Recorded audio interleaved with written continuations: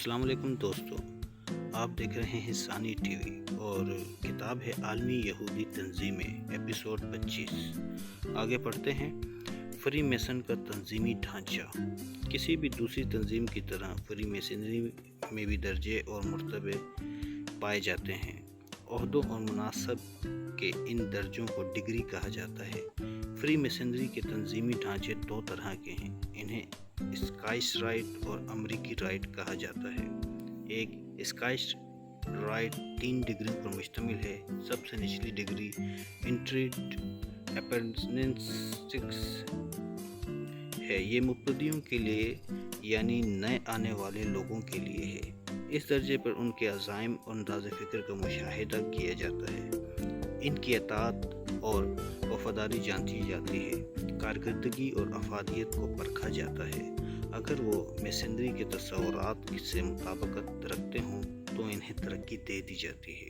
یہ ترقی fellow craft کے درجہ یا ڈگری پہ ہوتی ہے۔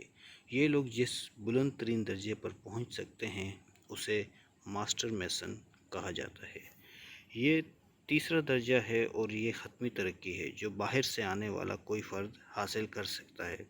پہلے دو درجے یا ڈگریاں رکھنے والے افراد یا میسنز پر برادری کا کوئی راز اشکار نہیں کیا جاتا۔ یہ لوگ دراصل حقیقی میسنری کے ارکان نہیں ہوتے۔ میسنری میں شامل ہونے کے لیے باضابطہ شرکت کے مرحلے سے گزرنا پڑتا ہے، لیکن اس مرحلے سے اس میسن کو گزارا جاتا ہے جو پہلے دو درجوں کو عبور کر کے ماسٹر میسن بن چکا ہو، اور یہ ترقی عام ارکان کو بہت کم ملتی ہے۔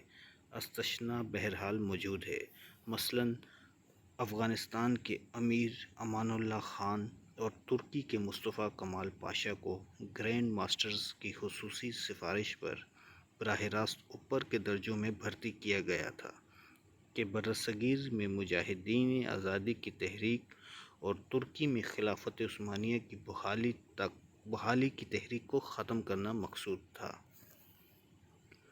2. امریکی نظام مراتب میں 33 ڈگریاں ہیں۔ بقیہ اصول اور ضابطے اسکاٹش نظام جیسے ہی ہیں۔ جدید فری میسنری امریکی نظام کے تحت چلتی ہے، اور جب کوئی شخص اس میں عمر گزار کر سمجھتا ہے کہ وہ تنظیم میں بلند حیثیت اور اونچے مرتبے پر پہنچ گیا ہے تو اسے پتہ بھی نہیں ہوتا کہ اس سے آگے 30 درجے اور ہیں جہاں حال کسی غیر یہودی کا گزر ہوگا۔ فری میسنری میں شامل ہوتے وقت ہر امیدوار سے حلف لیا جاتا ہے، پھر ہر درجے میں ترقی دیتے وقت مزید مؤکد حلف لیا جاتا ہے۔ حلف برادری کی تقریب کا حال ہم انہی کالموں میں تفصیل سے لکھ چکے ہیں۔ وقت کے ساتھ ساتھ حلف برادری کے طریقوں میں فرق آ گیا ہے۔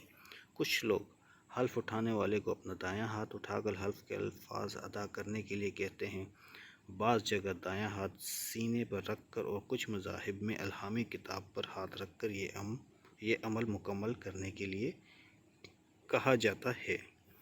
مذہبی کتاب بائبل یا تورات کوئی بھی ہو، مقصد ایک ہی ہوتا ہے، اور یہ مقصد ہوتا ہے عالمی حکومت کے قیام کے لیے کی جانے والی خفیہ کوششوں کے حوالے سے رازداری برقرار رکھنے کا حلف۔ یہ مقصد کبھی تبدیل نہیں ہوا۔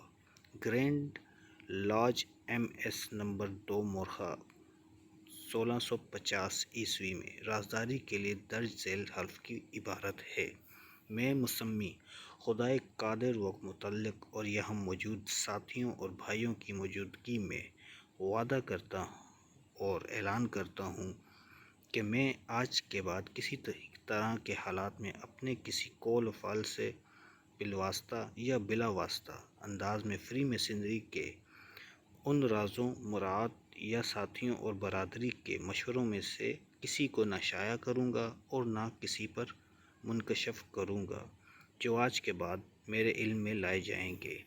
اس کے لیے میرے خدا اور اس مقدس کتاب کے مندرجات میری مدد کریں۔